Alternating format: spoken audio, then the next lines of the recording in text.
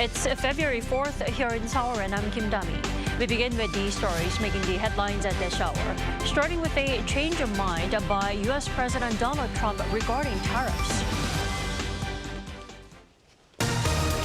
Trump agreed to postpone issuing tariffs on Canada and Mexico for at least a month after they pledged to relieve Trump's worries over border security and drug trafficking.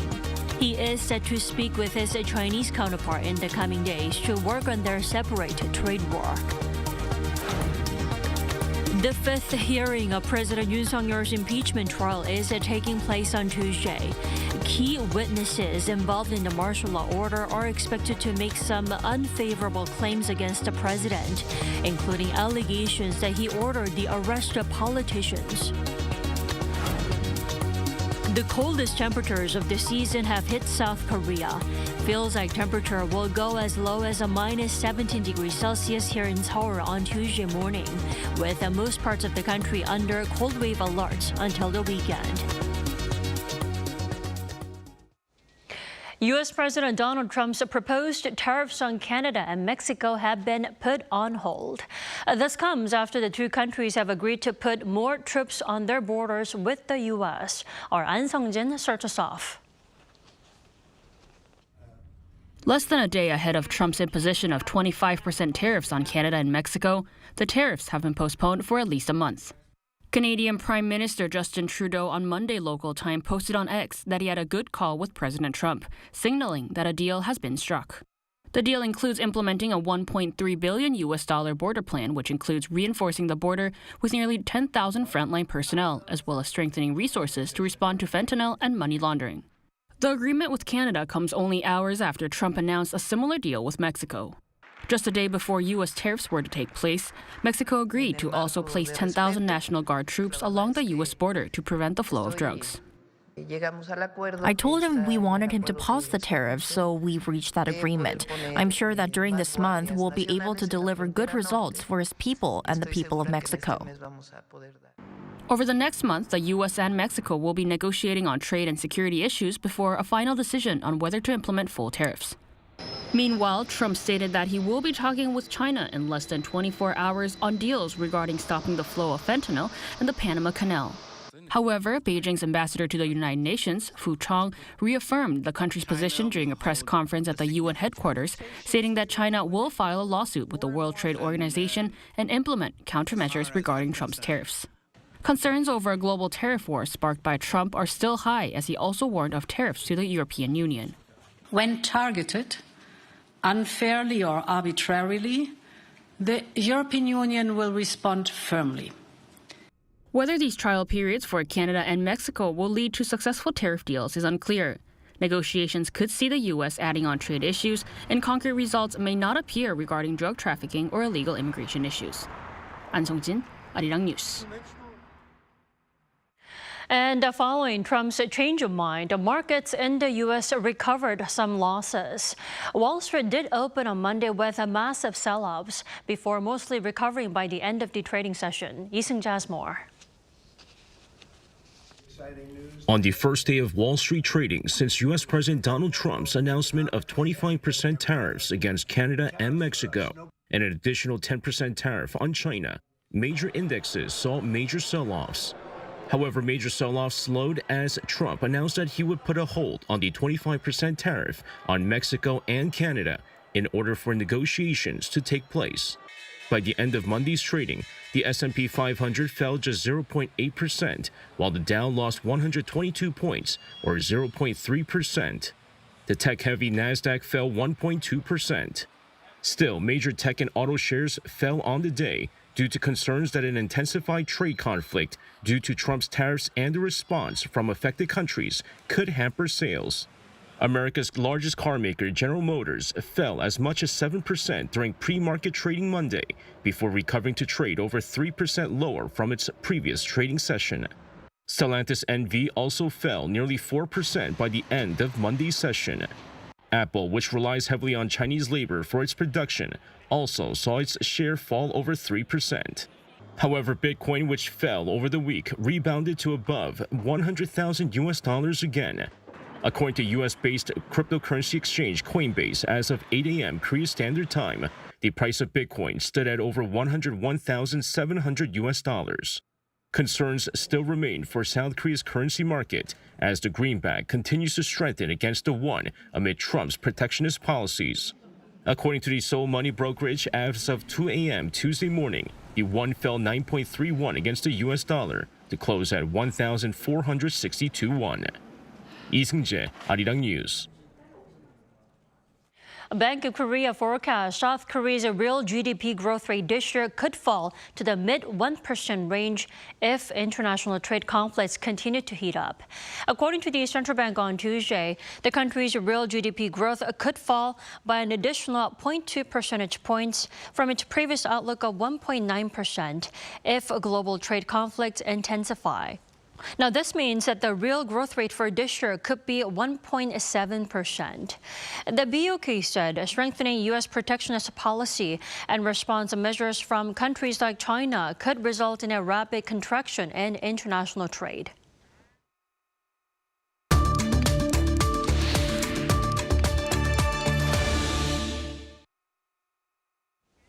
It's been exactly 2 months since the martial law order was issued. Although it was a short-lived, botched one, the aftermath of the lingering political instability is now wobbling domestic demand and consumer sentiment here in the country. Let's turn to Professor Shin Se-dun for more. Welcome back, Professor Shin. Good morning. So we are now seeing data that reflects the repercussions of the martial law order. South Korea's retail sales dropped by the most in 21 years last year due to poor domestic demand. The question is, how big of an influence did the martial law order have on the latest figure? Well, fortunately, we were able to have a December figure, and the December figure shows that undoubtedly there has been an effect of martial law imposition December 3rd. And the number shows that although, year over year figure for the service production is negative 2.2%, but there are certain industries that show more significant or more drastic change in the production, which is, food and lodging industry has fallen about 2.8%.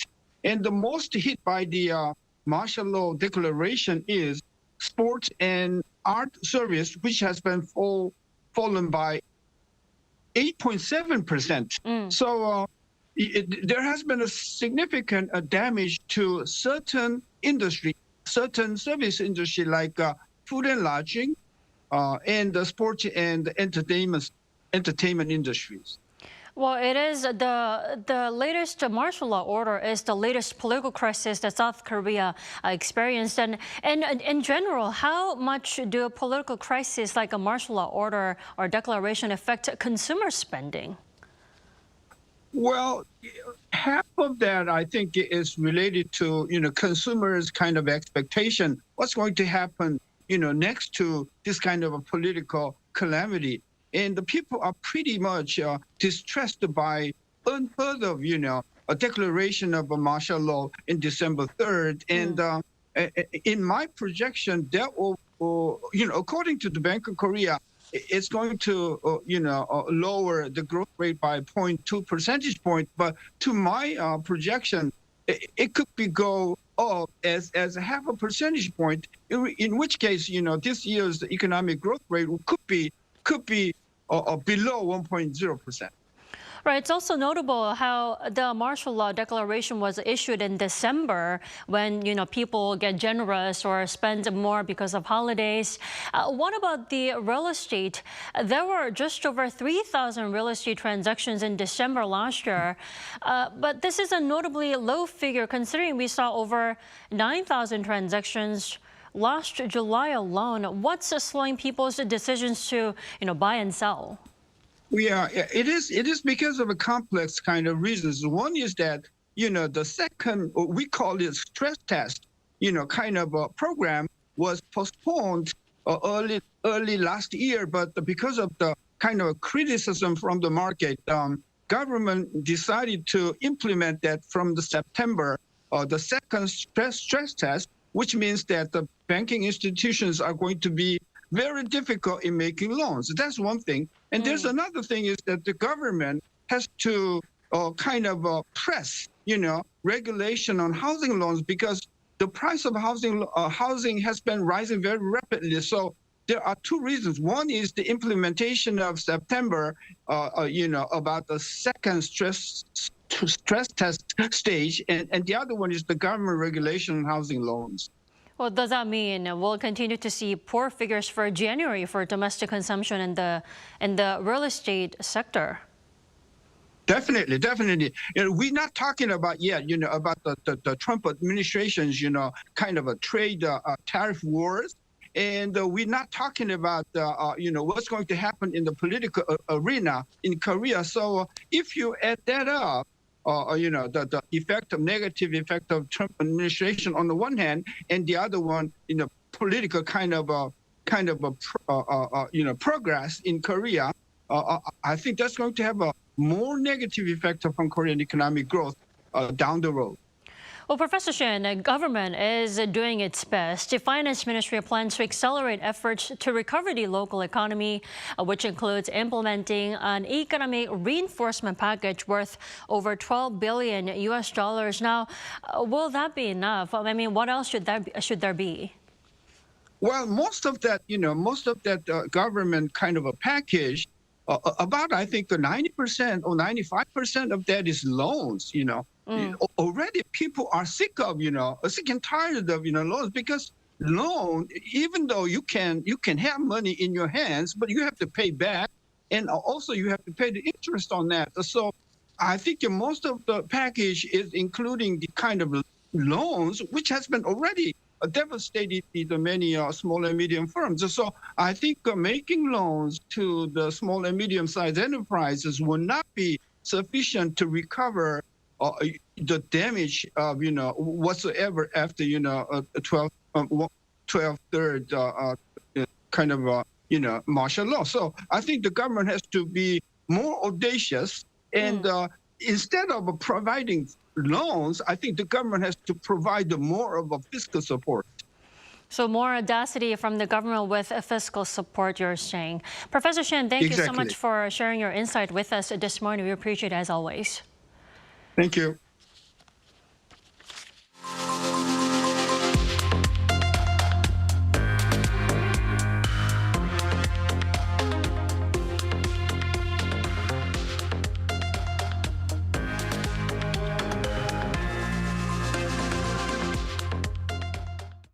The impeachment trial of President Yoon, which was temporarily paused due to the Lunar New Year holiday, will resume today. The fifth hearing in Yoon's case is expected to feature key witnesses who were involved in the martial law order. For more, we have our Oh Soo-young at the Constitutional Court. Soo-young, the fifth hearing on Tuesday afternoon will include key witnesses for the National Assembly side, which is arguing for impeachment. Tell us more. Sure, Tammy. So the three witnesses who will be testifying at the court today were key figures involved in executing the martial law on December 3rd, and each of them will be questioned for around 90 minutes, beginning at 2:30 p.m. But based on what they've said so far to investigators, it's very likely that they're going to be unfavorable witnesses for President Yoon.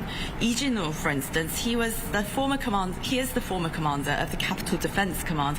He reportedly claimed that he was ordered by Yoon himself to deploy martial law forces, storm the National Assembly by force, and drag out legislators to stop them from overturning martial law. Yo In-young, former chief of the Defense Counterintelligence Command, is said to have been ordered by former Defense Minister Kim Yong-yeon to arrest certain politicians. And Hong Jae-won, former first deputy director of the National Intelligence Service, has said he was informed of the arrests to be made and was told to seize them all this time for a total cleanup by Yoon. Now, President Yoon has denied the major allegations, including the order to blockade the National Assembly and the National Election Commission, the drafting of budget notes for an emergency legislative body, as well as the order to arrest politicians.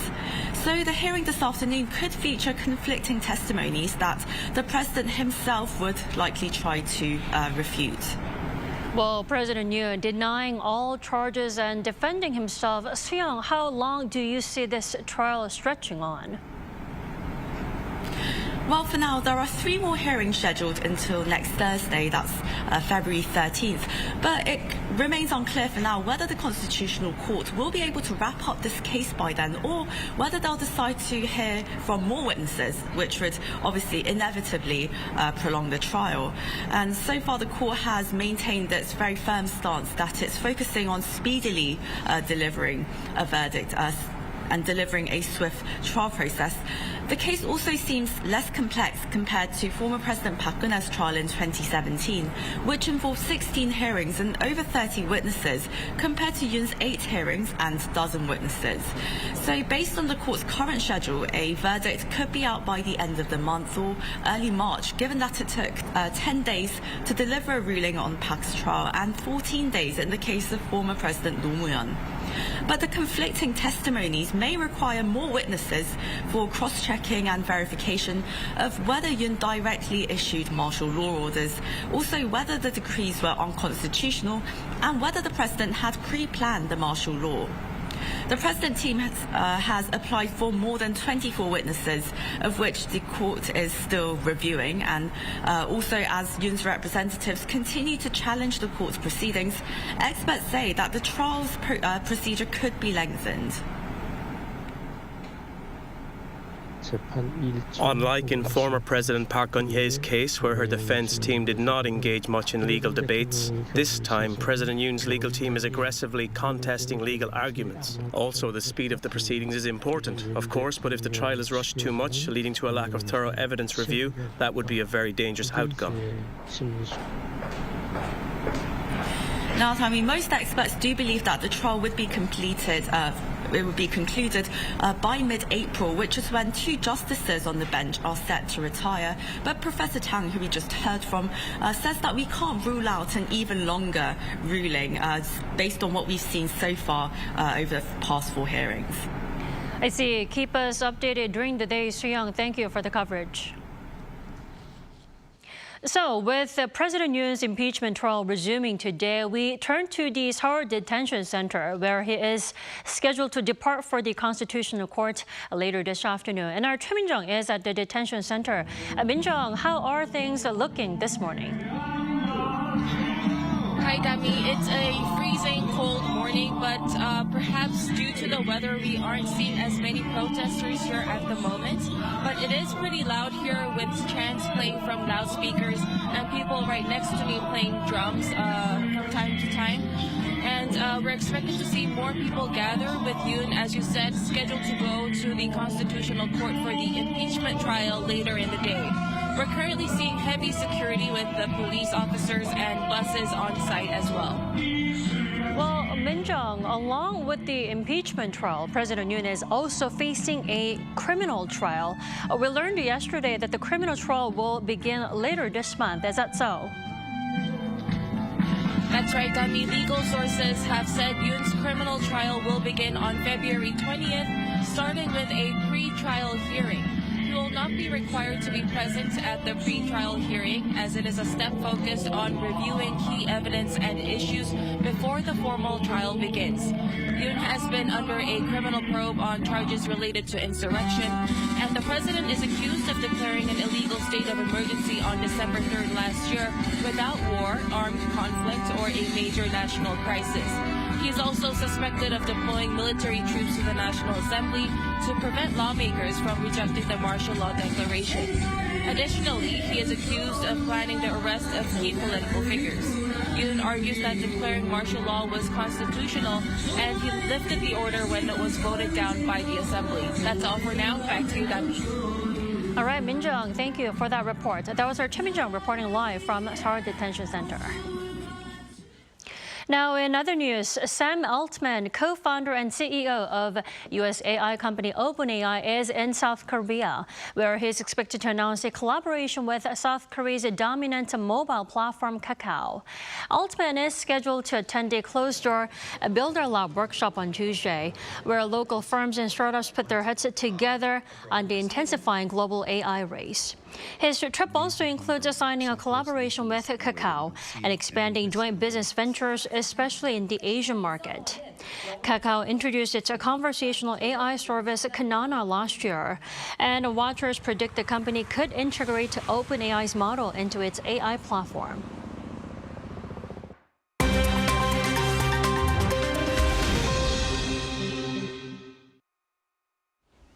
Good morning, I'm Choi Ji-hee, and this is The World Now.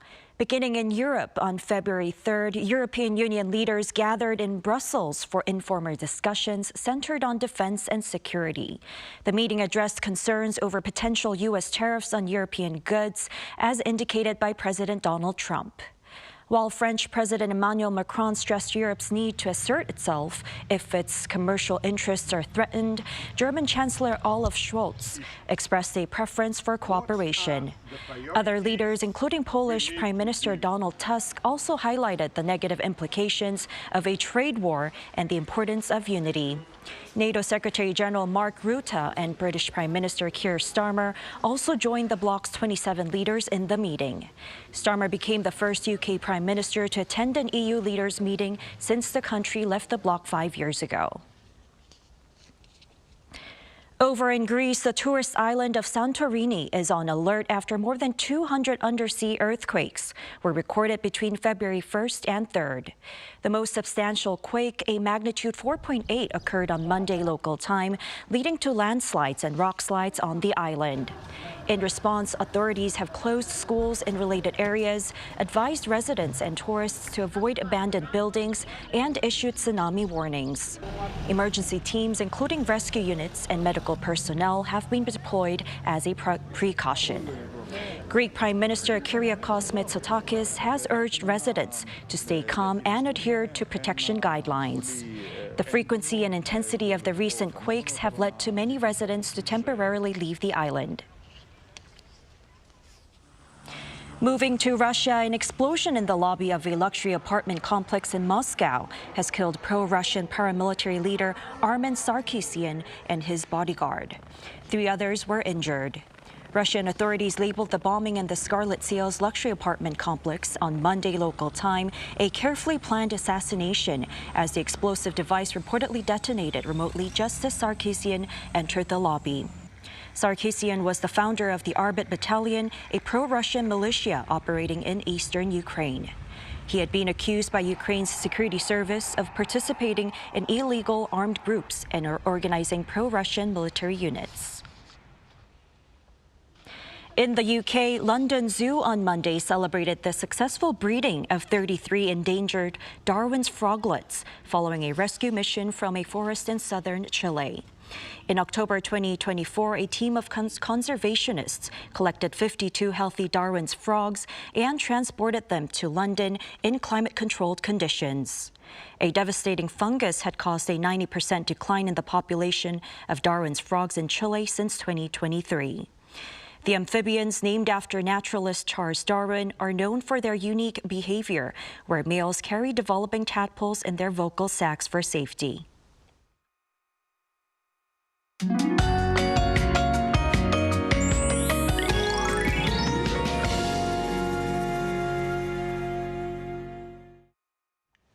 Just when we thought we were stepping into spring with longer daylight hours and more bearable temperatures, the coldest air of the season has moved into the country. A cold wave warning has been issued for the first time this winter in the capital area. The wind chill makes it feel closer to minus 17 degrees Celsius here in Seoul this morning, so bundle up tight all day. On top of that, heavy snowfall is expected in many of the western regions. More than 40 centimeters of snow is in the forecast for mountainous regions on Jeju. Jeollabuk-do province could see up to 30 centimeters into Thursday. While Seoul stays under clear skies with a high of minus 6 degrees. Busan and Jeju are also getting trapped in cold weather today. Snow is in the forecast on Thursday in the capital. Meanwhile, the cold wave alert should remain in place for most parts of the country for the rest of the week and into the weekend. Make sure to dress in layers and protect yourself from the harsh wind. And if possible, limit your time outdoors and keep warm.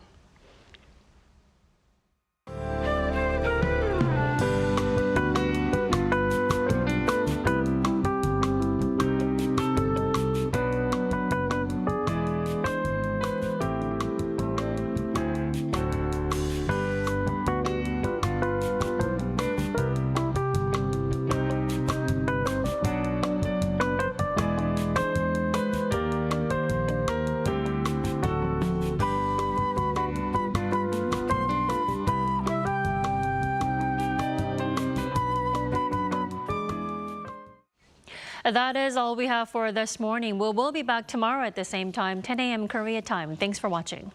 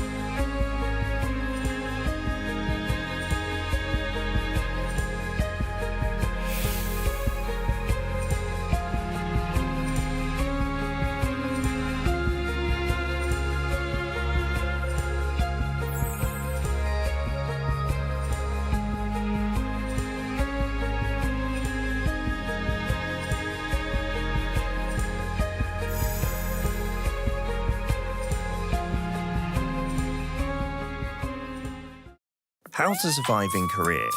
One room. So, you're surviving in Korea if you've signed a contract for a one room. Obviously, you're a pro. But the real deal begins now. Step 1. Housewarming. No need to buy toilet paper, diffusers or hand soap. You'll get them soon enough as housewarming gifts. And some are bound to pile up. There's nothing better to serve your guests than milpaeyu nabe. If you have Korean friends coming over, don't forget the extra garlic. Step 2. Garbage disposal. With great power comes great responsibility. You've had a good time, so let's get to work. It might be tempting to sweep everything into a trash can, but you have to separate your garbage. Not bothered? Beware that negligence is punished with a fine or public humiliation. Step 3. Drying rack.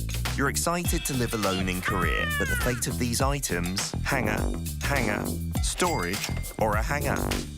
Go get fresh coffee outside. Jogging doesn't cost anything, and nothing beats instant rice. But keep one item around so that you don't get too lonely. Step 4. Pros of living alone. No mum. Cons of living alone. No mum. A new towel doesn't magically appear. You have to do the laundry regularly. If anyone gives a towel as a souvenir, take it. Get rid of mold immediately. Don't be lazy with the vacuum cleaner. Housework is an endless affair. Overwhelmed? Give your mum a call and thank her for everything she's done. Did you survive in your one room? Wait, you have an unwanted visitor. Call someone you fancy. Could be the right person for the job. Hi, Chef Ryan here. Today we're going to cook with dodok, a root vegetable with some serious health benefits.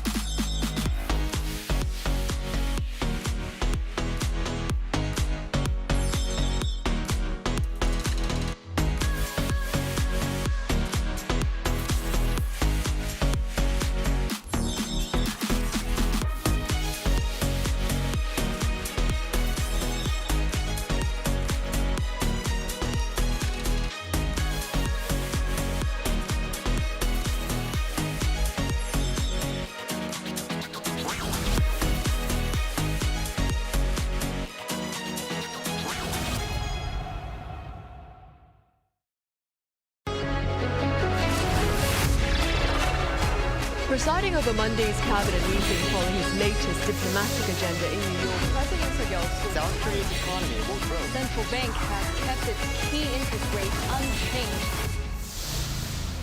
Mission complete for Russia's booty South Korea. Seoul is rallying in hopes of bringing the World Expo 2030.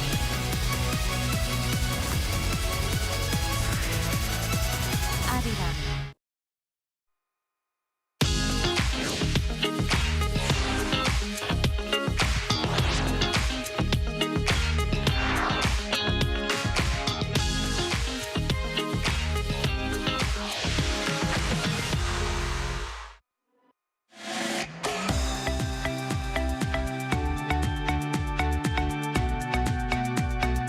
We're here to bring a new type of news show.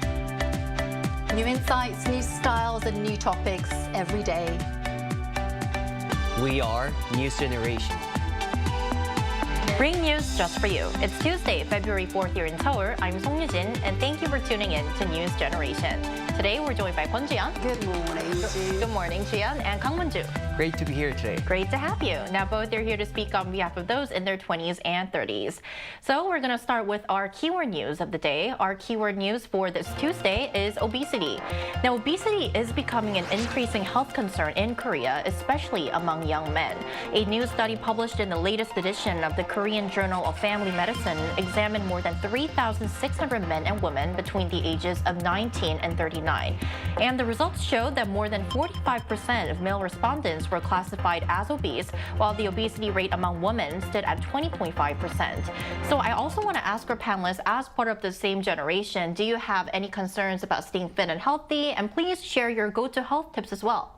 Well, I'm someone who always thinks I need to do something for my health, but just like lose the steam very quickly. Being well aware of my tendencies, I tend to register for individual fitness training sessions because that way I'm forced to work out, right? And also my health tip is I drink a lot of coffee, like a lot. So unless I'm really craving for sugar, I usually drink Americano without sugar. Though my lifesaver is always vanilla cream cold brew with lots of sugar. So I can hopefully avoid gaining too much weight. Trust me, if I always drank sweet coffee, every time I drank coffee, I would be twice as large as I am now. But I also recommend you to drink a lot of water because drinking too much coffee can dehydrate you. So don't forget to drink water. I think that's very important because I drink more coffee than water. That may not be good for your health in the long term. So here we go, one health tip. Here we go.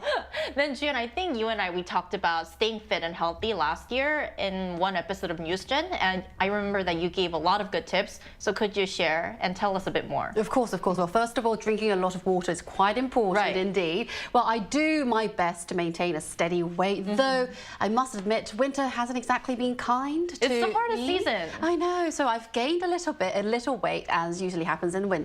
I stick to a routine of daily strength training, which is known as tomsubun, usually around 10 to 16 minutes a day, along with a healthy diet rich in vegetables, grains, and tofu-based meals. And to be honest, I do worry about diabetes. I have a bit of a sweet tooth, like you, Min-ju, and I love sugary coffee, which doesn't exactly help indeed. That being said, I try to keep a balance, enjoying my favorite treats while still keeping an eye on my diet at the same time. And after all, good health isn't about restriction, but sustainability and smart choices. Right. So you've heard it. Balance and sustainability are the key words to staying healthy. And that was our keyword news for this Tuesday. So we're now going to move on to our main discussion of the day. It's Tuesday, which means it's time to dive into the latest in Korea's cultural scene. Take a look at the screen to find out more.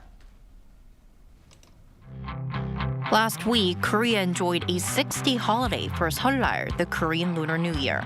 This long break gave many the opportunity to travel, whether domestically or abroad. Today on News Gen, we're going to explore the latest travel trends among our generation. So as we're going to talk about the latest travel trends among young people in Korea today, I would like to start off with this question. Did you travel during this Seollal holiday? Yes, I did. Indeed. Oh. Well, we spent 2 nights and 3 days at my in-laws' house, enjoying a lovely bonded time with my family. Well, still with the kids on break and so many days left in the holiday. I felt like it was a month for me. And we felt like we've got to go somewhere. So we took a delightful family trip to Gangneung in Gangwon State. The cool sea breeze, stunning coastal views and delicious local seafood made it the perfect getaway for me.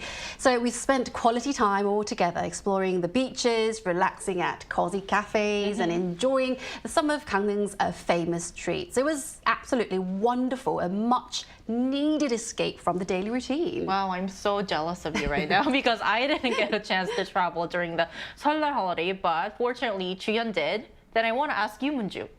I didn't go anywhere during this golden holiday just because I wanted to take some well-deserved rest at my place. But however, as always, things doesn't go as you planned. It doesn't. I had to welcome my uninvited guest, a sinus infection. Oh my God. So I was stuck in bed and could barely move at all. And I think that's why I'm even more jealous of Juyeon today, as Eugene is. Of course, it's great to hear that she had a wonderful time with her family.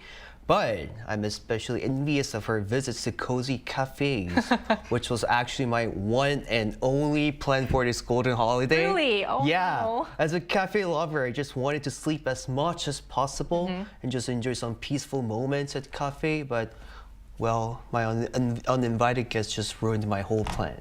But are you feeling better now? Yeah, I feel much better. Oh, that's days. nice to hear. So maybe during the next holiday, you could do your well-awaited cafe visit. Yeah, probably. Hope so. Fingers crossed. So I also want to ask you, as we're going to talk about our main discussion, which is the travel trends here in Korea, based on your experience and also what you've observed around you, did you find any new trends related to travel that you'd like to share with our viewers? Yes, I did. Well, the thing is, back in December, I traveled to Japan with my dear friends. We stayed at the home of a local Chisan who curates package tours for travelers, making the entire experience absolutely easy and enjoyable at the same time. Well, this perfectly reflects how travel trends are evolving among Gen Z. In my 20s, backpacking and European getaways were the norm. Right. Everybody wanted full control over their travel plans, but now more MZ travelers are embracing package tours. I got this specific numbers for you. A 2022 report showed that 30% of overseas bookings came from 20s and 30s, with 40% of theme tour bookings made by MZs. And destinations like Mongolia attract a younger crowd, younger generation, and post-pandemic safety concerns have made well-organized trips more popular. Today's package tours are designed for MZs hiking in Safa, scuba diving in Cebu, or even watching an EPL match in the UK or an MLB game in the US. I went to Palau, a destination famous for scuba diving a long time ago, and I noticed that many young travelers on the plane were heading there for scuba diving package tours. They combine hobbies with travel while connecting like-minded people. So if we talk about another rising trend, it is the curated experience, or known as concept tours in Korean. It is about traveling with a seasoned travel writer or learning photography with help from a professional. So for MZs, it's not just about the destination, but the experience for them. It definitely seems it is. And I think it's really interesting what you mentioned, one of the points you mentioned, Juyeon, because as you stated, in the past, backpacking or traveling without a guide or a package tour was sort of like more mainstream traveling method for younger people, but it seems nowadays they are preferring more travel packages, which used to be preferred more among our parents' generation and our grandparents' generation. So I want to ask you, Munju, as a Gen Zer yourself, are you feeling this trend getting huge? Yeah, definitely. So these days, MZ generations are increasingly interested in various activities like sports or scuba diving, as Julian mentioned just earlier. So this trend, combined with tour agencies' efforts to target niche MZ generation markets with packages centered around these activities, has been quite successful indeed. One notable reason is that these package tours reduce the burden of planning time for the itinerary. So scheduling the trip down to the smallest detail, such as wake-up times, breakfast times, travel times, and many other timelines, can be very, very time-consuming. Also, for like personality types of people, planning can be very particularly troublesome. Right. So additionally, MZers today are very busy, like not only with the work, but also with enjoying their free time, their various activities, and spending quality time with friends and families. So travel agencies handling these burdensome scheduling on their behalf, as well as incorporating their specific needs, is a major draw for MZ generation these days.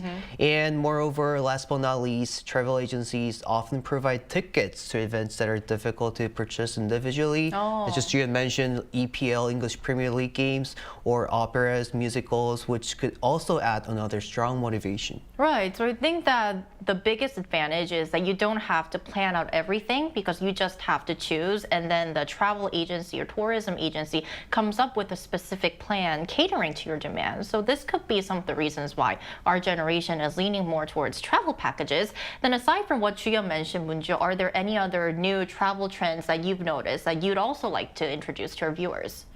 Ironically, like even though MZ generation values convenience like above anything else, there's a growing trend towards slow and inconvenient analog travel, of which I'm also a part of it. They don't mind the hassle of using paper maps or buying the train tickets on site. Recently, Mongolia has become a hotspot for the MZ generation. Despite its lack of tourist infrastructure, unpaved roads, poor toilet facilities, or the spotty cell phone service, they're drawn to its sense of romance, or 낭만 in Korean. There are even programs where Gen Z travels without smartphones. For a generation so used to convenience of the digital age, slow and inconvenient analog travel feels romantic and emotional. So in our fast-paced modern society, the chance to slow down, put away their phones, and take some breather seems to evoke nostalgia and a longing for a simpler time they've never experienced previously. Right, and these slow analog style travel, although they may be a bit inconvenient when you're actually traveling, but in the end, I think these types of travel really can be remembered more. They're more memorable. So this is definitely another rising travel trend among our generation. So we're now going to expand our discussion. For more opinions, we also asked our viewers about their preferred way of traveling and why. We're going to take a look at some of their responses. Our first opinion from our viewers of the day is by EHKRG Dusk. I travel to experience new places and cultures, try new foods, and broaden my perspective through exploration. Along the way, I welcome any experiences that come with it. Our second comment of the day is by Clove Mimar. I prefer going out with people whom I'm close with in a small number of people. Our last comment for this Tuesday, Pak Daehyun 85. Personally, I like to travel alone so I can do the activities I like and rest well. Well, thank you for all the comments to all of our News Gen viewers. Up next, we'll be joined by an avid young traveler from the Philippines who will share his experiences and insights. Stay tuned.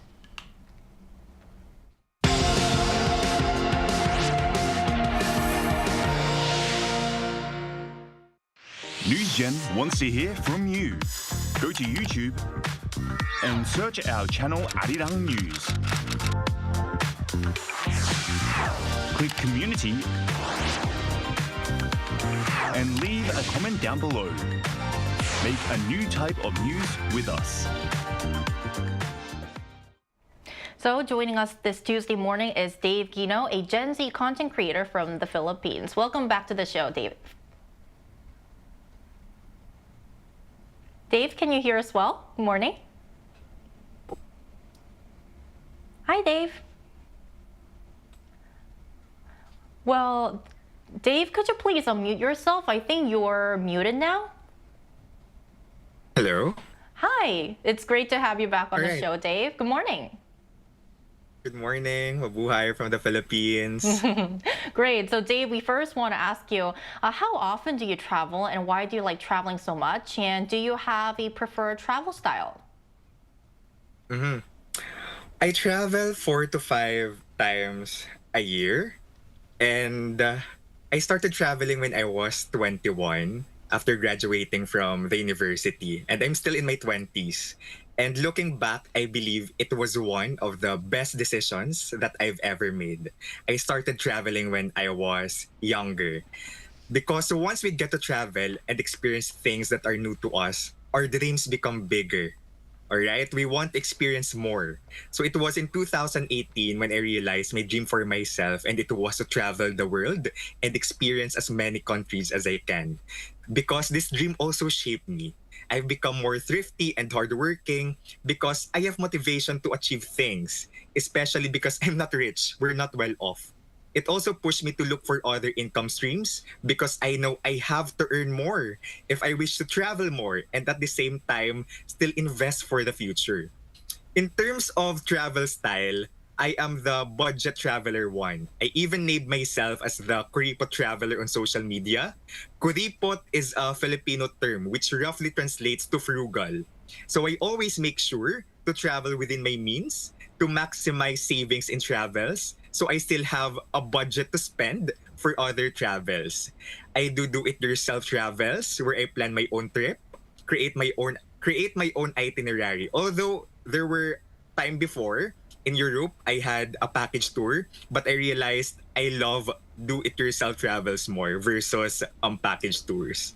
So I research a lot. I look for promos, for airfare and accommodation. I often look for destinations that are free. I walk a lot. I take the public transportation a lot, especially in South Korea. Your public transportation is just so convenient.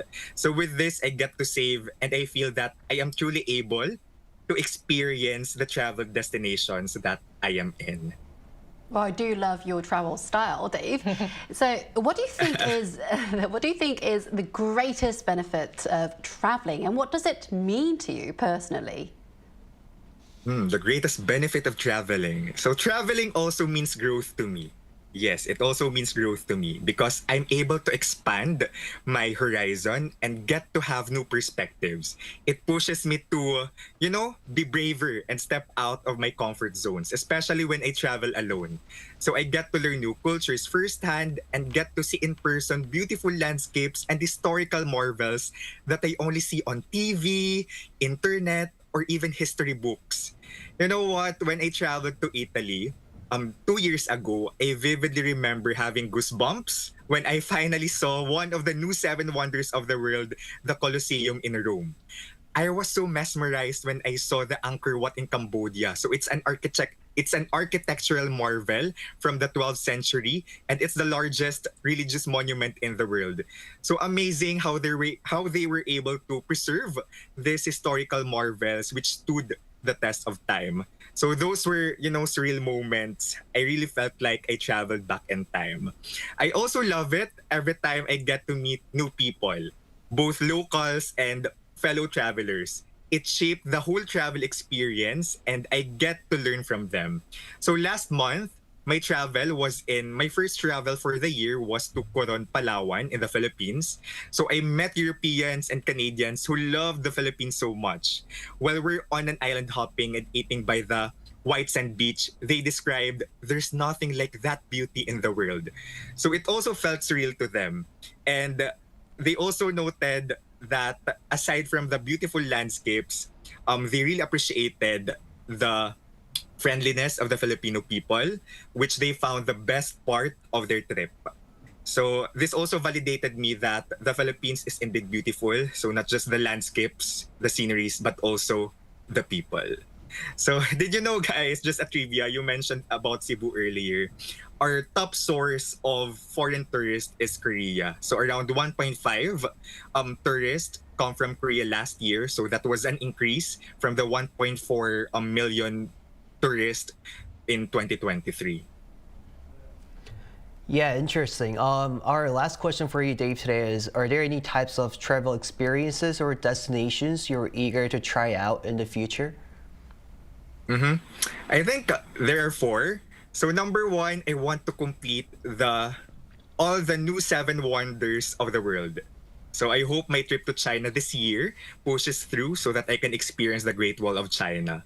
And number 2, I want to become more daring. So I wish to try backpacking in Europe or Latin America for a month. And then number 3, I want to travel to all 7 continents. So this month, I'll be traveling to the US. I'll be going to New York and I'll be experiencing Broadway for the first time. It's an experience, it's a dream. And also, of course, aside from that, I'll be going to Mexico. And then number 4, of course, I want to travel more in the Philippines. So from the white sand beaches to the mountains, I know we have a lot to offer. So yeah, traveling makes me feel so alive. My dreams become bigger and I grow every time I travel. So it's a form of self-investment. And this is one thing that keeps me going because I have something to look forward to. Sounds very interesting. All right, Dave, thank you so much for your time today. Thank you so much for your time today. We really appreciate it and hope you have a fun and safe trip. Thank you as well. Kamsahamnida. Thank you. Right, so wrapping up our episode today, what kind of travel trends do you think will become huge looking ahead? Well, I think the future of travel seems to be leaning towards longer, immersive stays rather than short getaways. The rising trend of living abroad for a month will be a trend here, will continue, as more people seek deeper cultural experiences rather than just sightseeing. So even around me, I see plenty of people, plenty of friends who have spent a month, more than a month, 2 months I guess, in places like Malaysia, Jeju Island or the Philippines, often for the experience and to learn English and the local language itself. And technology, we have AI here. Technology will enhance personalized travel, make it easier to craft unique, tailored travel plans for them. So in the end, it's all about meaningful, well-curated experiences rather than just ticking destinations off a list. The future of travel, less rushing, more staying, and a lot more pretending that we are locals. Right, and as you mentioned AI, maybe we could expect more travel, smarter travel itineraries by using artificial intelligence. Right. What do you think, Minju? Yeah, I completely agree with Gia, and just to add on just a little bit, more MZers are preferring analog tours, like as I mentioned earlier, and I think it comes from the fact that the more you experience and do things by yourself, the more vividly you can reflect on those experiences later. And this aligns with the growing trend of people valuing experience over convenience. So I think our new theme for like future trips would be no preparation, just face it. This, in fact, it would be a better option for those like me who are too lazy to plan for trips, actually. All right, so if you have any more travel trends or styles that you'd like to share, please leave a comment below on today's NewsGen episode. And that wraps up this edition of NewsGen, but we'll be back tomorrow at 10:30 a.m. Korea time. Special thanks today to Kwon Ji-yeon. Have a lovely, jubbly day. Thank you. And Kang Min-ju. Thanks for having me today. Thank you. And thank you to our viewers for watching, and we'll see you tomorrow. We are News Generation.